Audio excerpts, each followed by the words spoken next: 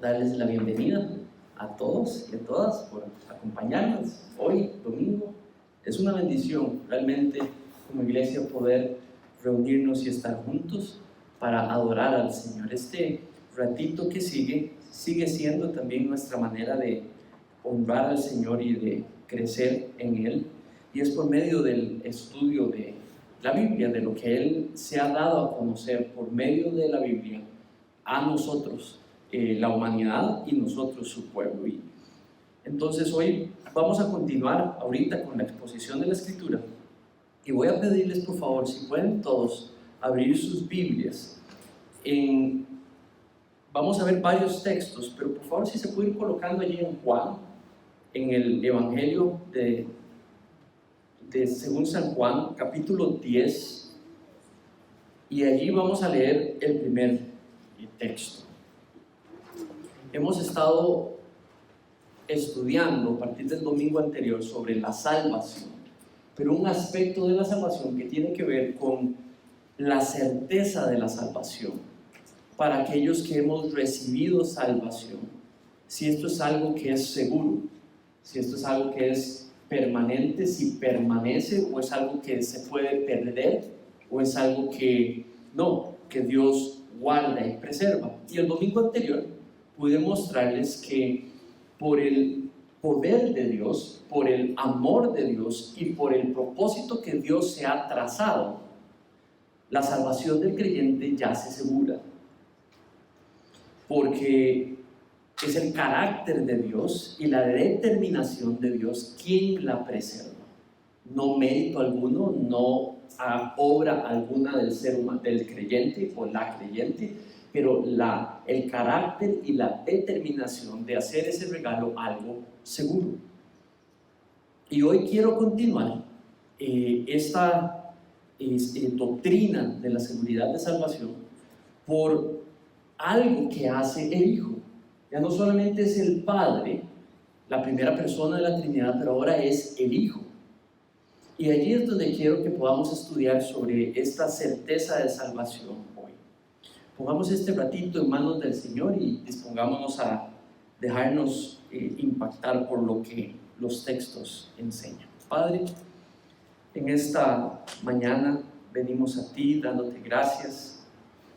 Venimos a ti, Padre, confiados que tu palabra es la verdad y lo que está allí, Señor, es tal y como es tal y como funciona, y por ende te pedimos fe en esta mañana para aceptar, para reafirmar o confirmar algo que ya hemos aceptado, para disponernos, Señor, a ser animados por esa verdad. También te quiero pedir, Señor, que nos puedas permitir entender lo que estás diciendo en los textos, lo que quieres hacer con ellos en nuestro corazón. Y te pido que hagas eso, Señor, tu voluntad con esa verdad en nuestro corazón en esta mañana. En el nombre de tu precioso Hijo Jesucristo, te pedimos esto. Amén. Muy bien, entonces, realmente el tema de la seguridad de salvación es algo que es relevante para el creyente. Se pierda o se mantenga, es algo que es relevante para la cristiana y el cristiano. ¿Por qué? Porque de ello depende muchísimo. De ello depende el Evangelio, la veracidad del Evangelio. Y hoy quiero dedicarme un poco a ese sentido. La semana pasada lo presenté, que la importancia o la relevancia tenía que ver primariamente porque le hace uno entender, entrar en un espacio de seguridad, de no solamente acompañamiento, sino que yo no voy a caer de mi caminar cristiano. Entonces le permite a uno enfocarse hacia esa convicción. Hoy voy a exponerles la obra del Hijo, como la obra del Hijo también preserva la salvación que ha sido otorgada, pero hoy quiero enfocarlo desde el punto de vista, y lo digo con humildad, si la salvación se pierde, el Evangelio per se se cae. El sentido del Evangelio se cae. Y quiero mostrárselos hoy. Y esto no es una cuestión de simplemente tener diferentes posiciones. No, es que lo que vamos a ver hoy, simplemente, si se pierde, no se puede cumplir lo que los textos dicen hoy. Entonces, esto lleva a una envergadura mucho mayor. No es una cuestión nada más de diferir en una posición. No, es realmente discernir si lo que creemos sobre la salvación es compatible con el Evangelio de Cristo. Y eso, por ende, hoy es un tema realmente importante. Entonces, como les dije, la salvación, la seguridad de salvación está fundada primariamente sobre el hecho de que el Padre se ha determinado preservar esa salvación que otorga. ¿Cómo es que otorga salvación? Repasemos eso. ¿Cómo otorga salvación? No tiene que ver con nombre y apellido, no tiene que ver con cultura en la cual nací, no tiene que ver con el lugar o familia en el cual nací, no tiene que ver con mérito alguno que yo haya podido hacer. Para Dios no hay nadie bueno, no en comparación con Él. Todos hemos pecado. No hay acto humano, dice la Biblia, que haya podido reparar lo que mis pecados han hecho contra Dios. No hay obra buena, no hay apellido bueno, no hay nada en nosotros que pueda reparar y pagar por nuestros pecados. Entonces Dios envió a su Hijo para que no tuviésemos que pagar por nuestros pecados, sino que Él pagó en la cruz por mis pecados y por los tuyos. Y entonces es cuando tenemos fe en Cristo, cuando Él creemos en esa obra que hizo hace 2016 años en la cruz.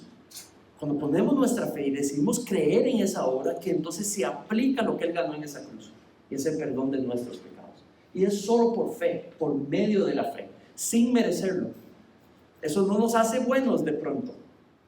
No, seguimos siendo pecadores, pero ahora salvos, con vida eterna. Esos son los frutos de la fe, los regalos de salvación, con una relación hijo-hija con Dios, con el Espíritu Santo morando en nuestros corazones, en una relación íntima con Dios y con una seguridad de seguir preservando ese estado por una eternidad, sin que nada pueda cambiar ese estado, ni nada ni nadie pueda cambiar ese estado que Él ganó en la cruz para nosotros. Y eso es lo que llamamos el amor de Dios. El amor de Dios no es que yo tenga hijos. El amor de Dios no es que yo tenga carrera profesional. El amor de Dios no es de que yo esté en un país que es libre y donde puedo tener grandes ventajas. El amor de Dios es que envió a su Hijo unigénito a morir sin que nos lo mereciéramos por nuestros pecados, para que tú y yo no tengamos que pagarlos, cada uno de ellos. Dios prometió que el que pecaba pagaría sus pecados, y por eso envió a Cristo. Entonces allí empieza la salvación. La salvación empieza por reconocer a Cristo como Señor y como tu Salvador. Y una vez que hacemos esto y entramos en este estado, ahora podemos hablar de si mantenemos este estatus, mantenemos esta relación, estos beneficios o no. Entonces, ¿cómo es que sabemos que tenemos seguridad de salvación? Bueno, como lo dije la semana pasada, porque número uno, Dios se lo propuso. Es el propósito de Dios de transformarnos a la imagen de su Hijo. Y dice que a todos los que Él llamó, salvó, a los que salvó, justificó, y a los que justificó, va a transformar a su imagen. Y a cada uno de ellos los va a glorificar en un futuro. Sin dejar nadie, esos grupos completamente los mismos, sin que nadie se salga de esos grupos. Vimos también que por amor se determinó salvarnos y que nada puede separarnos del amor que Dios ya ha entregado en Cristo Jesús. Entonces eso hace que Dios preserva esa salvación, esa relación de amor, esa relación de hijo-hija.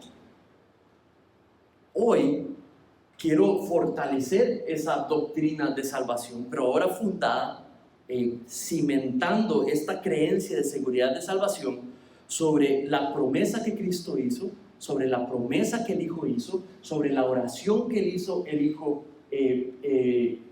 transfirió al Padre, y por último sobre la obra del Hijo. Entonces allí en el primer texto, en Juan 10:28, Juan 10:28, vemos que la seguridad de salvación está fundada sobre una promesa que Jesús hizo. Y dice el versículo así: yo les doy vida eterna y jamás perecerán, y nadie las arrebatará de mi mano. Mi Padre que me las dio es mayor que todos, y nadie las puede arrebatar de la mano del Padre. Entonces, el domingo anterior vimos que la salvación está segura por la mano poderosa de Dios, que no permite que de sus manos ninguna oveja que está en sus manos alguien se las pueda arrebatar. Ahora lo que quiero es enfocarme en el rol del Hijo en esos versículos. Ya no del Padre en el 29, pero quédate allí en el 28. Dice: yo les doy vida eterna. Ahora en el texto, quiero porfa si puedes ver los versículos antes, para que veas de quién es la conversación. Juan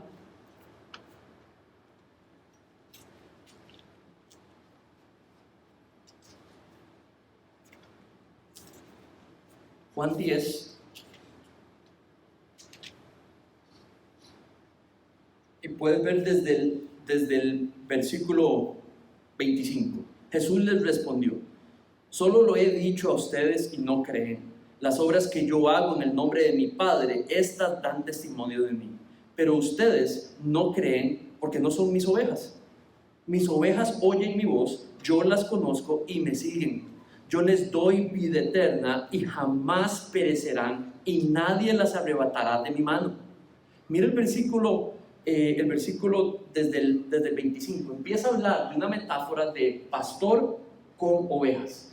Eso tiene que ver con que el pastor es el dueño de las ovejas y él las cuida, él las nutre, las cuida, les da seguimiento, las protege.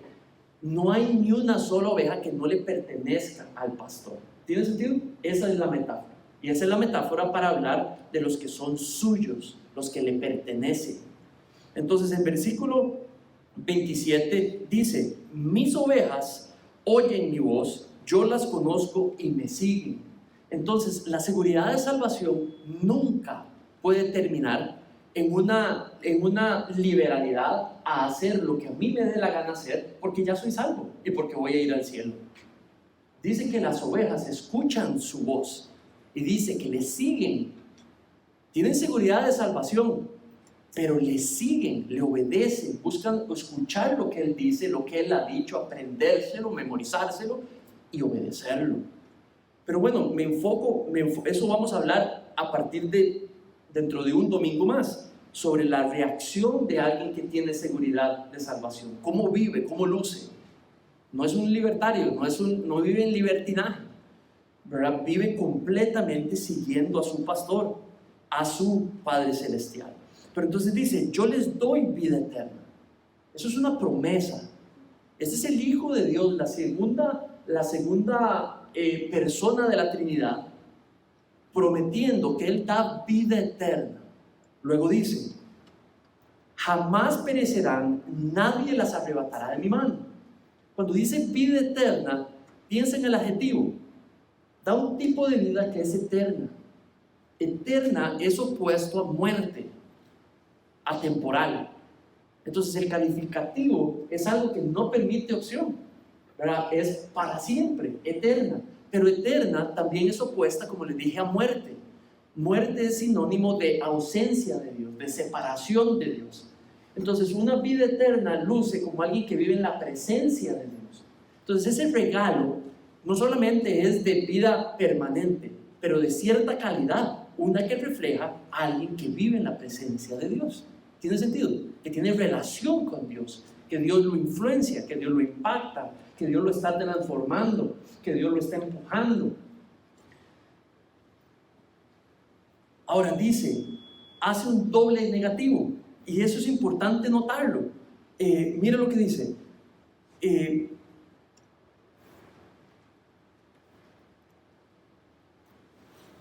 ¿Dónde está? En el 28. Yo les doy vida eterna, jamás perecerán, nadie las arrebatará de mi mano. Este es el sentido de que están en posesión de Él, de Cristo, está arropando con sus manos, protegiendo a los que son suyos, y está diciendo que nadie puede cambiar esa situación. Lo que está en las manos de Él sigue permaneciendo en las manos de Él. Nadie puede cambiar el estado de un creyente o de una oveja de estar bajo la protección de las manos de Él, metafóricamente hablando. Entonces, ¿cuál es la conclusión? No hay más claro doble negativo que esa frase. Nadie, jamás. En el idioma original, allí no deja opción de pensar que alguien pueda cambiar esa situación. Entonces, por ejemplo, puede haber alguien que por su propia decisión pueda salirse de las manos de Dios. ¿Qué dice el pasaje? Nada ni nadie, nunca nadie perecerá. El pasaje deja una absoluta declaración en un idioma sencillo, está diciendo lo que está diciendo, no está dejando opción. Entonces, el Hijo de Dios promete a los creyentes vida eterna. El Hijo de Dios promete a los creyentes mantenernos siendo suyos. Seguimos siendo de Cristo para siempre. Somos su pertenencia para siempre. Es lo que creo que Juan está tratando de enseñar allí. ¿Cómo podría uno salirse de las manos del Padre cuando Él determinó que nada lo pueda arrancar de sus manos? ¿Cómo puede alguien salirse de las manos de Cristo, del Hijo, si Él determinó que nadie se le pueda salir de sus manos? Entonces la respuesta es no, porque nadie deja de ser de Cristo cuando una vez es de Cristo. El creyente vive en las manos de Jesús. Quiere decir que continúa siguiéndole, continúa siendo influenciado por Él, continúa buscando obedecerle, crece en su agradecimiento por Él y por su obra en la cruz, y por ende muestra una manera de vivir que no es normal. No es una vida perfecta, no es que ya no peca, no es que no lucha consigo mismo, pero se levanta, persevera porque sabe que es de Cristo, y los que son de Cristo muestran a Cristo. Este es un hombre y una mujer que piden perdón cuando se equivocan. Este es un hombre y una mujer que busca crecer, no se queda estático en sus cosas. Eso es un hombre y una mujer que puede cambiar. Eso es un hombre y una mujer que reacciona cuando le dicen algo que ha hecho mal. Ahora, no porque sean buenísimos, no porque haya algo, ¿verdad? ¿Qué galletas ahora? No, porque la gracia de Dios, el favor no merecido de Dios está trabajando en ellos y en ellas. Esa es la realidad del creyente de hoy. ¿Cuál es la intención de Dios con esta verdad? ¿Cuál es la intención de Dios con el hecho de que el Hijo prometió preservar tu salvación y la mía? ¿Con qué intención? Bueno, yo creo que lo primero que podría yo pensar es generar un sentido de íntima relación, un sentido, digamos, de íntima pertenencia al Hijo de Dios, un sentido de involucramiento íntimo del Hijo en la vida de los que son suyos. La intención es darse cuenta que en nuestras pruebas y en nuestras vidas no hay nada que estemos realmente pasando solos, pero que la hacemos en la presencia frente a aquel que nos considera suyos. Entonces no hay nada como una vida cristiana sin la presencia de Dios. Es todo lo contrario. Es Dios involucrado en la presencia nuestra en todo momento.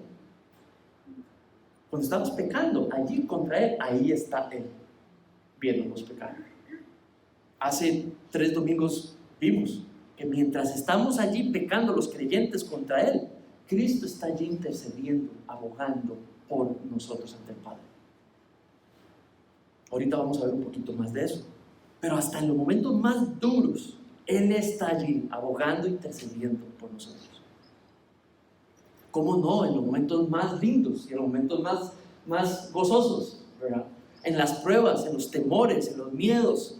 La intención de esta verdad es recordarnos que no vivimos solos, que vivimos en unión con Cristo, con la presencia de Cristo en nuestros corazones. La segunda intención, creo yo, de esa verdad es que fundemos, decidamos en qué vamos a cimentar nuestra seguridad de vida. La vamos a cimentar sobre qué pasa si hoy lo perdiéramos todo. ¿Qué pasa si se te quita tu trabajo completo? ¿Qué pasa si te quita tu familia completa? ¿Qué pasa si lo pierdes la salud completa? ¿Sobre qué está cimentada tu seguridad de vida? No, creo que es un error pensar que creemos en un Dios soberano, pero cuando suceden cosas malas no es Él, no tiene nada que ver con Él. Es que simplemente sucedieron cosas malas. Jamás Dios hubiera permitido que a mí me hubiera pasado algo malo. Y como que satanizamos las cosas difíciles que nos pueden suceder, que de fijo vienen del mal, vienen del maligno, vienen del diablo. Es una mala concepción de un Dios soberano. El Dios soberano permite que sus hijos sufran. En algunos casos el Dios soberano pone a sus hijos a sufrir. En algunos casos el pecado de los hijos atrae el mal sobre ellos y reciben las consecuencias de sus propios actos y de su propia sabiduría, y no de buscar la sabiduría de Dios o temer a Dios. Entonces hay múltiples razones por las cuales, pero al final de cuentas todo sucede bajo la cubierta de un Dios soberano. Entonces este es el punto, que no importa lo que suceda, Él es por nosotros y Él está con nosotros y Él nos ama y Él nos preserva y Él está íntimamente involucrado en lo que nos sucede. Nunca estamos realmente solos. Podemos sentirnos solos, pero no es una realidad tal y por cual. Él está allí siempre presente. ¿Cuál sería el efecto que quiere generar con esta seguridad? Yo diría que número 1, sentirnos enormemente agradecidos. Él no está involucrado en nuestras vidas porque le somos tremendamente fieles. Él está involucrado en nuestras vidas no por un efecto de algo que hacemos bien para Él. Él está involucrado en nuestras vidas porque ese es su carácter, esa es su determinación. Cuidarnos y protegernos y amarnos y preservarnos es algo que Él se decide en su carácter. El primer efecto debe ser una enorme sentido de agradecimiento, y un agradecimiento que resulta en querer conocer más sobre ese amor, conocer más sobre ese carácter y querer emular ese carácter y copiar ese carácter en nuestra manera de vivir. Ahora, la segunda seguridad que podemos plantar, creo yo, es sobre el hecho de que esa ha sido la petición del Hijo al Padre, que preservara nuestra vida. Quiero pedirte que puedas ir a Juan 17. Allí vamos a quedarnos unos minutos. Este es un texto grande y es una oración de nuestro Señor Jesucristo a Dios Padre. Y no lo vamos a poder leer todo. Y quiero llevarte al versículo clave que quiero exponer en esta mañana. Pero de allí, después te voy a llevar a otros versículos de ese mismo capítulo para que puedas entender cómo dijo lo que dijo. ¿Tiene sentido? Entonces, Leamos primero el versículo 11, capítulo 17 de Juan, y leamos el capítulo 11. Y dice así. ¿Están allí? Dice: ya no estoy en el mundo, pero ellos sí están en el mundo. Y yo voy a ti, Padre Santo. Guárdalos en tu nombre, el nombre que me has dado, para que sean uno, así como nosotros somos uno. Todo el capítulo registra una oración de nuestro Señor Jesucristo al Padre. La pregunta es: ¿qué poder puede tener una petición que el Hijo le hace al Padre? Hazte esa pregunta. ¿Qué poder tiene una oración que el Hijo hace al Padre en favor de nosotros, sus hijos y sus hijas? Son uno, el Padre y el Hijo. Tenemos en la palabra de Dios un pasaje que dice: ustedes no tienen porque no piden, pidan conforme a la voluntad de Dios. Esta es una petición conforme a la voluntad de Dios que el Hijo hace al Padre. Entonces, mi pregunta es: ¿hay alguna posibilidad que el Padre le diga no al Hijo? ¿Hay alguna posibilidad que esa pregunta, esa oración, esa petición quede sin contestar? Es que Javier. Es que Manrique. Habrá uno solo que el Padre no va a contestar afirmativamente esa petición por aquellos que son suyos. Esa sería la pregunta al texto. Cristo tiene la autoridad de dar vida eterna a quien el Padre le da. Ese es otro detalle en el texto. Parece que los creyentes y las creyentes, los cristianos y las cristianas, es un regalo que el Padre le da al Hijo. Y dice: aquellos que el Padre me da. Entonces, ¿qué es lo que pasa? Es otro sentido, otra manera de decir que le pertenecemos. Es un regalo que Dios le da al Hijo.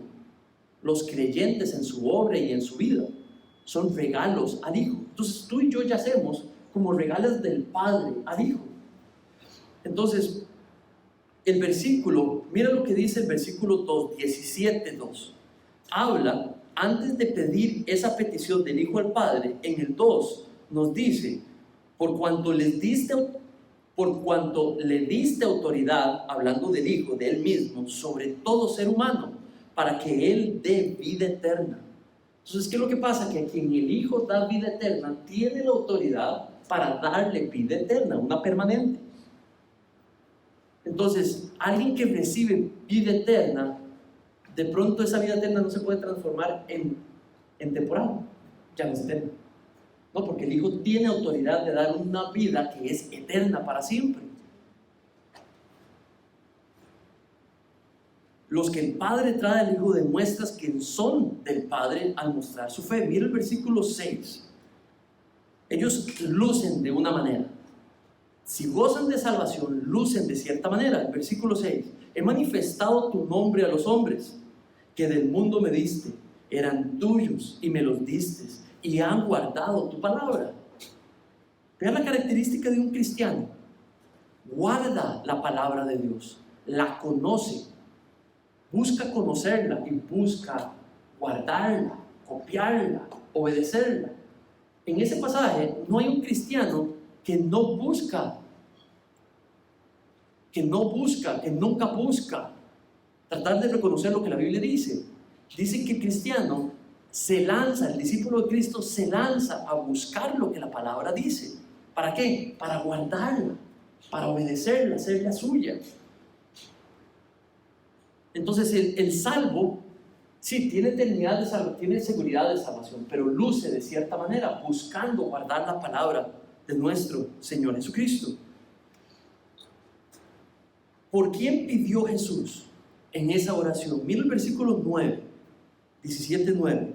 Yo ruego por ellos, no ruego por el mundo, sino por los que me has dado, porque son tuyos. Entonces está hablando de los creyentes. No está hablando de la humanidad completa, está hablando de los que han creído en Cristo, a los cuales son los que el Dios Padre ha dado al Hijo. Pregunta, ¿qué le pidió Cristo al Padre? Mira el versículo 11. Guárdalos en tu nombre. Guárdalos en tu nombre. Entonces le está pidiendo que los preserve a cada creyente, que no se pierdan, pero que se salven. Y la pregunta vuelve de nuevo, ¿será que el Padre no contesta esa oración en algunos casos? Bueno, allí parece que no es posible, que todo lo que el Padre hace, el Hijo lo observa y lo obedece. Y lo que el Hijo le pide al Padre, el Padre se lo otorga. Y eso es lo que hemos entendido en los Evangelios. Entonces no puede haber alguien que el Padre le ha dado y de pronto ya el Padre no lo guarda, porque esa persona decidió que ya no va a seguir a Jesús. ¿Tiene sentido? No, ahí dice que Él le ha pedido proteger a los que son suyos y el Padre extiende esa petición. Ahora, no solamente le pide eso, le pide otras cosas. Le pide que por favor los inunde de enorme gozo. Mira el versículo 15. No te ruego que los saques, versículo 13. Pero ahora voy a ti y hablo esto en el mundo, para que tengan mi gozo completo en sí mismos. Promete vida eterna, pero le pide vida eterna para ellos, que los guarde, pero también que los inunde de su gozo. También le hace otra petición, le dice que los proteja del diablo, que los proteja del mundo. Mira lo que dice el versículo 15. Dice, no te ruego que los saques del mundo, sino que los guardes del maligno. Y le pide que los proteja del diablo. Ahora también le pide, no solamente gozo, preservar su salvación, cuidarlos del maligno, pero le pide también que los mantenga unidos, y que los mantenga unidos al Hijo y al Padre. Mira el versículo 21. Para que todos sean uno, como tú, oh Padre, estás en mí y yo en ti, o sea, unidos, que también ellos estén en nosotros, o sea, unidos, para que el mundo crea que tú me enviaste. Allí hay una petición que mantenga a los creyentes, cada uno de ellos, unidos al Padre y unidos al Hijo. Y también unidos entre ellos. Entonces, pongo la pregunta. ¿Puede pasar una oración del Hijo al Padre sin ser contestada? Y la respuesta es no. Claro que la contesta. Y la respuesta es afirmativa. Los guarda de perderse, los llena de su gozo, los cuida del diablo, los mantiene unidos entre ellos y los mantiene unidos con el Hijo y con el Padre. Ahora me pregunto, esta segunda, ¿cuál es la intención? ¿Para qué conocer esta verdad? Ahora, ¿qué hago con esta verdad? Y vuelve de nuevo el sentido de dar y conocer otra vez lo involucrado que Dios está sobre las vidas de los hijos y las hijas de Dios. Lo consciente, lo involucrado, lo pendiente está Dios Padre y Dios Hijo de lo que te pasa todos los días, de lo que sufres todos los días, de tus dudas, de tus temores, de tus lágrimas, de tus alegrías. Está completamente involucrado, aunque nada de eso te pueda separar de su cuidado, de su amor, de su protección, de su provisión, de su relación íntima contigo y conmigo. Esa es la intención. Y entonces, ¿cuál es el efecto? El efecto no es salir corriendo a distanciarme de Él. El efecto es querer, desear estar más cerca de Él. Levantarme si me he caído, pedirle perdón si le he pecado contra Él, y volver a levantarme y a volver a intentarlo, seguir en lucha por Él y por el amor de Él. Ese es el efecto que quiere generar.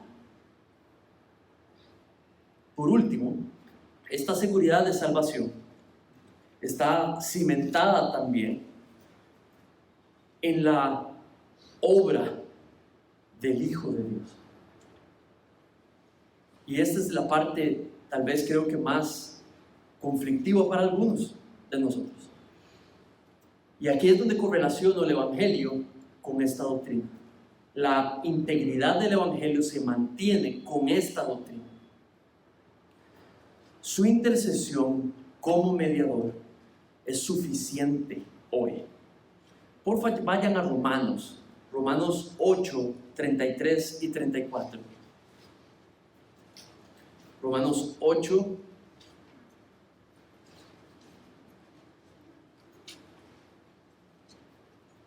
33 y 34.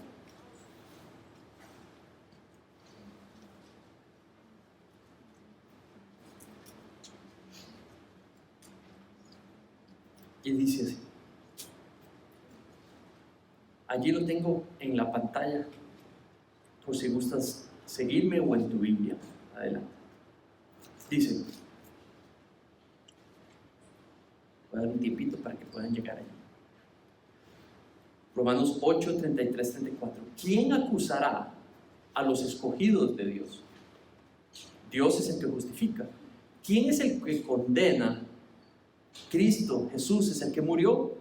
Si más aún el que resucitó, el que además está a la diestra de Dios, el que también intercede por nosotros.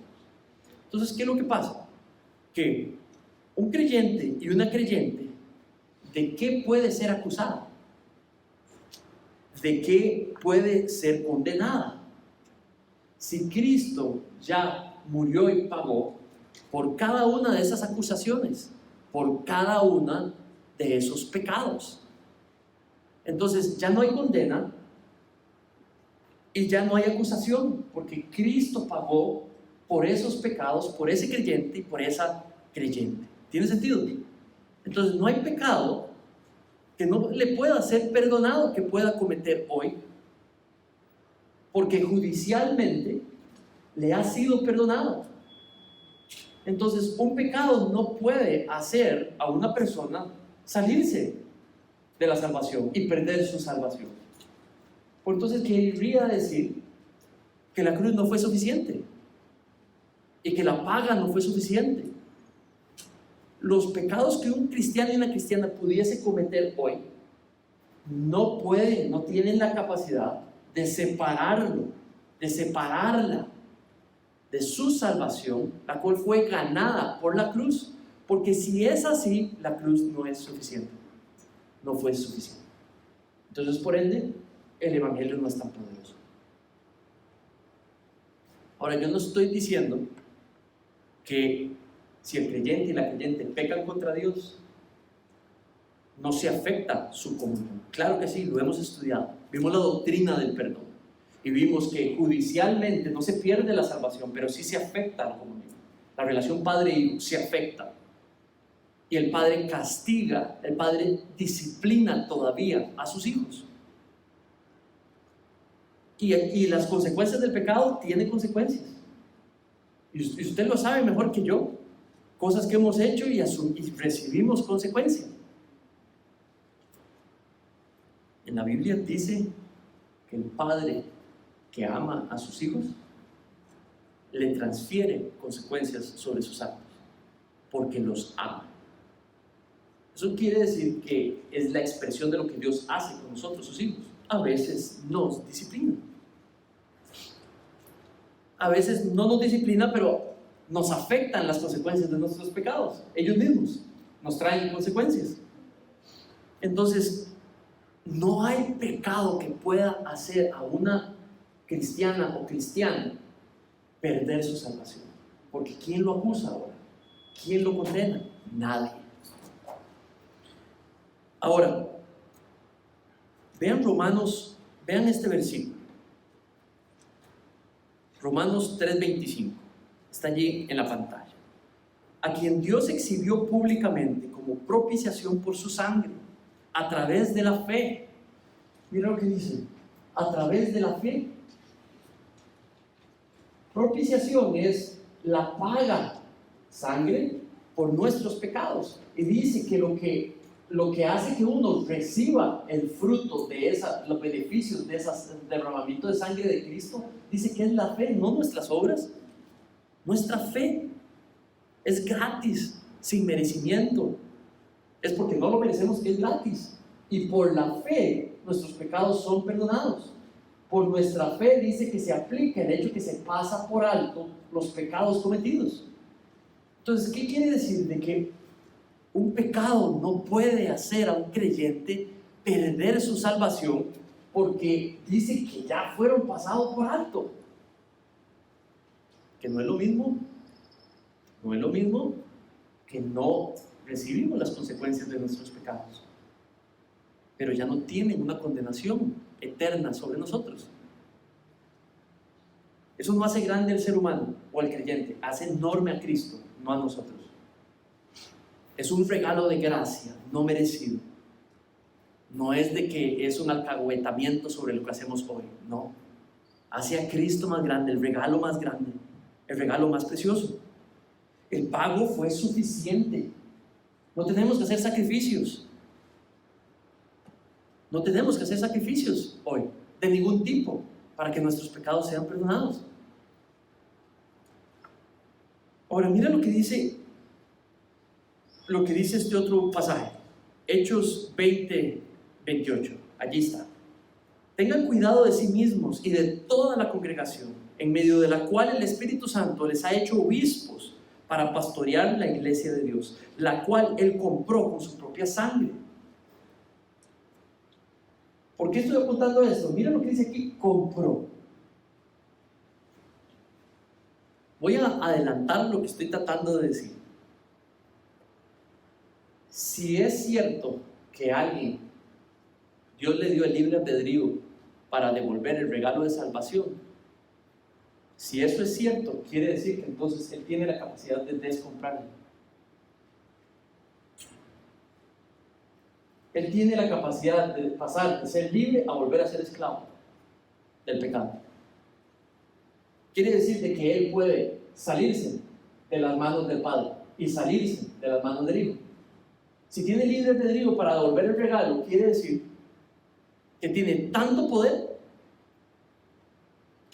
para quebrar lo que el Padre está prometiendo no va a suceder. Es más, quiere decir que tiene poder para volver a colocarse en una posición donde sí se le van a ser tomados por cuenta sus pecados de nuevo. Es echar para atrás el Evangelio. O sea, más poderoso que el Evangelio. Eso es lo que quiere decir tener la capacidad de devolver el regalo de Dios. Eso es un error enorme teológico. No solamente no va de acuerdo a lo que los pasajes enseñan bíblicamente hablando, pero es un error tremendo teológico. Y lo que hace es traerse abajo completamente el poder del Evangelio. No, lo que puede suceder es que esa persona nunca creyó. Lo que puede suceder es que esa persona mostró lo que hacen algunos de nosotros los creyentes por un tiempo específico, pero nunca fue un creyente, porque si fue un creyente se traga abajo el Evangelio. Mira este otro pasaje que me queda más claro. Dice Romanos 6:5, porque si hemos sido unidos a Cristo en la semejanza de su muerte, ciertamente lo seremos también en la semejanza de su resurrección. Entonces, si la persona tiene capacidad de devolver el regalo, quiere decir que tiene capacidad de, estaba muerto con Cristo, ahora quitarse de esa realidad. Resucitó con Cristo, ahora se sale de esa realidad. Pasa de haber resucitado con Cristo a volver a estar muerto en sus pecados. Pasa de haber muerto con Cristo a estar vivo, al pecado vivo. O sea, es echar para atrás lo que el Evangelio logra. Mira este otro pasaje. Primera de Juan 1:9. Si confesamos nuestros pecados, Él es fiel y justo para perdonarnos los pecados y para limpiarnos de toda maldad. El pecado no nos separa de Dios. Él lo perdona si lo confesamos, los hijos y las hijas de Dios. y nos limpia del pecado si los creyentes venimos a confesar nuestros pecados. Eso no nos puede separar de Dios. Eso habla de la grandeza del Evangelio, de la preciosidad del Evangelio.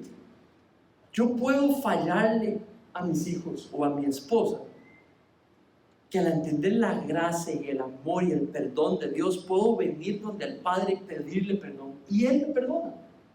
Y puedo venir donde mis hijos y mi esposa y pedirles perdón, en nombre de ese perdón que ellos mismos también han recibido. Y Dios los va a motivar a perdonarme también. Esa es gracia en la que vivimos. Que cuando los hermanos fallamos los unos contra los otros, nos perdonamos, porque hemos sido perdonados también. Por último, 1 Juan 2:1 dice: hijitos míos, les escribo estas cosas para que no pequen. Y si alguien peca, tenemos abogado para con el Padre, a Jesucristo el justo. Este sería el problema.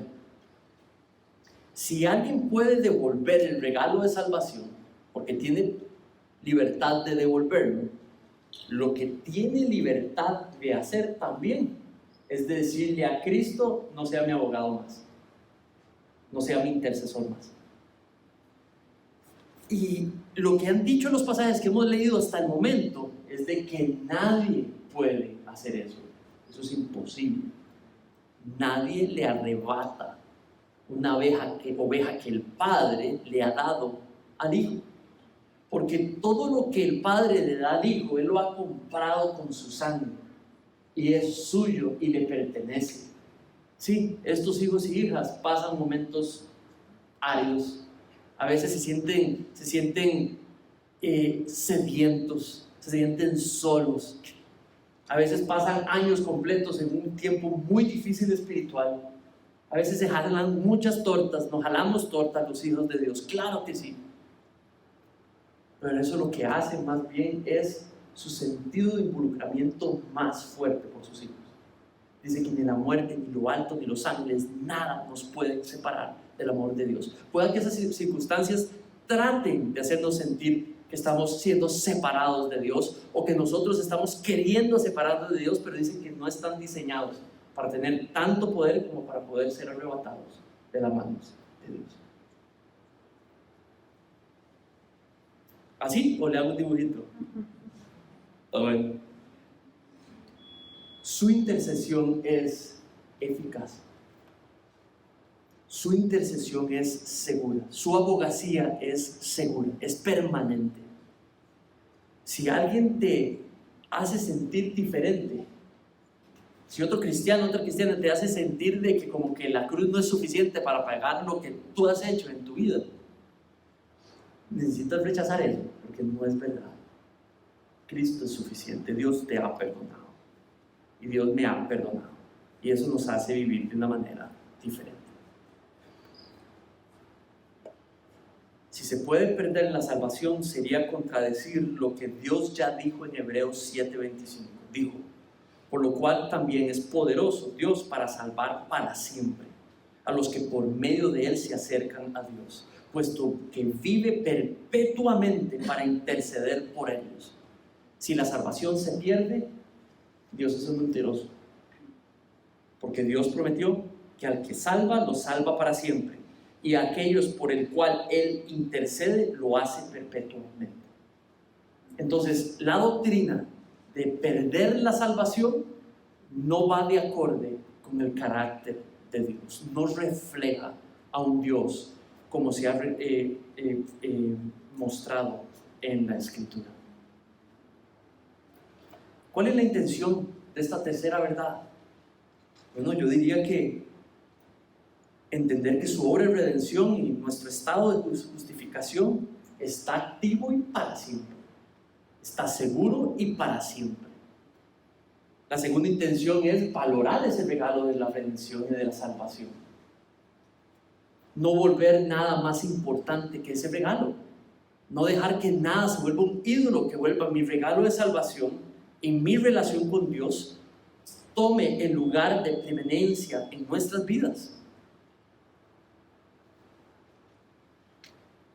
Tu salvación y la mía es decreto de Dios. Permanece seguro. Tu salvación y la mía permanece segura porque es obra del Hijo. Tu salvación y nuestra seguridad permanece segura porque es sello del Espíritu Santo. Y eso lo vamos a estudiar el próximo domingo.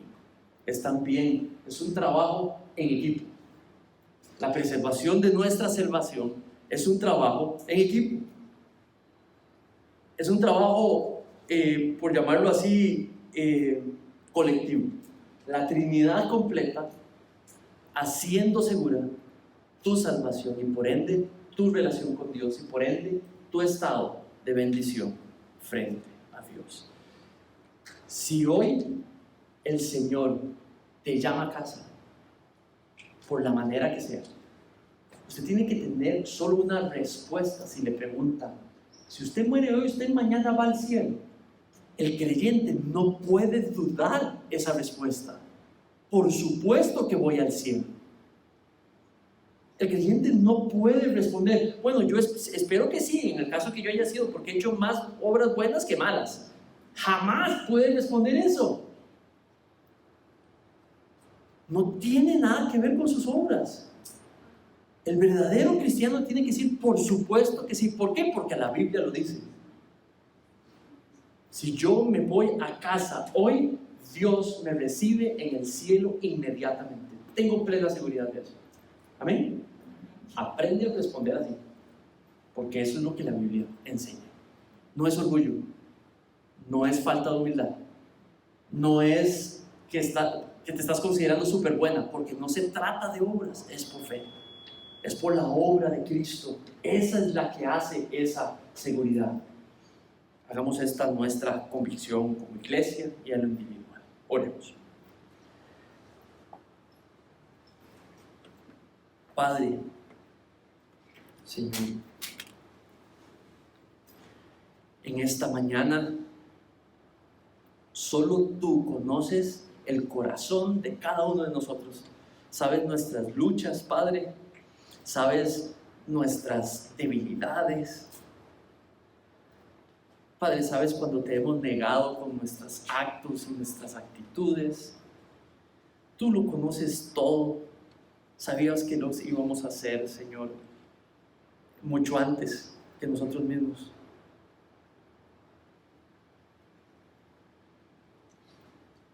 Y a ti no te detiene nada para seguir amándonos. Padre, que en esta mañana te pido que, independientemente de nuestras circunstancias, que tal vez no nos sentimos amados por otros, Padre, hoy tú puedas recordarnos que tú sí nos amas y que tú sabes lo que es amar. Que hoy podamos sentirnos hombres y mujeres apreciados y apreciadas y amados y amadas por aquel que nos creó, por aquel que nos salvó, por aquel que está presente, involucrado íntimamente en todo segundo de cada uno de nuestros días. Padre, que hoy nuestra convicción de tu presencia, de tu constante presencia en nuestras vidas, se alimente y se solidifique hoy. Padre, vuelve robusta, Señor, nuestra convicción, Señor, de esta íntima, personal relación contigo. Y que nuestra respuesta hoy de cada uno de ellos y la mía sea que vengamos más a tus pies, a enamorarnos más, Padre, de cómo tú eres, de quién tú eres, de cómo trabajas, de tus propósitos detrás de absolutamente todo. Padre, que hoy, producto, Señor, de estos textos, de esta verdad, se alimente un sentido, Señor, de pertenencia a ti. Señor, si alguien aquí hoy no conocía o no ha aceptado este regalo de salvación por medio de la cruz, Señor, invítala hoy mismo, ya mismo, a aceptar este regalo y a volverse por fe, por gracia, Señor, un hijo y una hija tuya, y que goce de esta cercanía y íntima relación y esta segura salvación, Padre. Señor, para los que ya hemos recibido en el pasado y aceptado, Señor, este regalo por medio de la fe,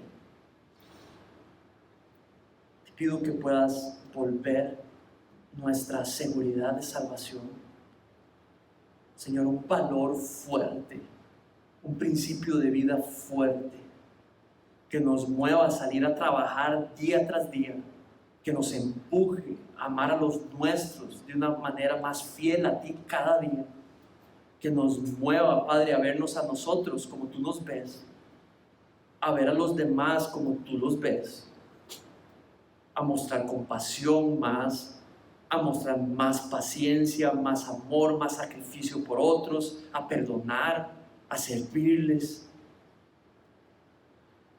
Que nos vuelva, Señor, esta convicción más dispuestos a ser transformados por ti. Oh Padre, vuélvenos hoy más humildes, Señor, más necesitados de ti, de ese amor que proclamas por toda esquina de tu palabra. Que esta sea una respuesta, Señor, para la gloria de tu nombre. Responde esta petición para la gloria de tu nombre, Señor. En el nombre de tu Hijo Jesús pedimos esto.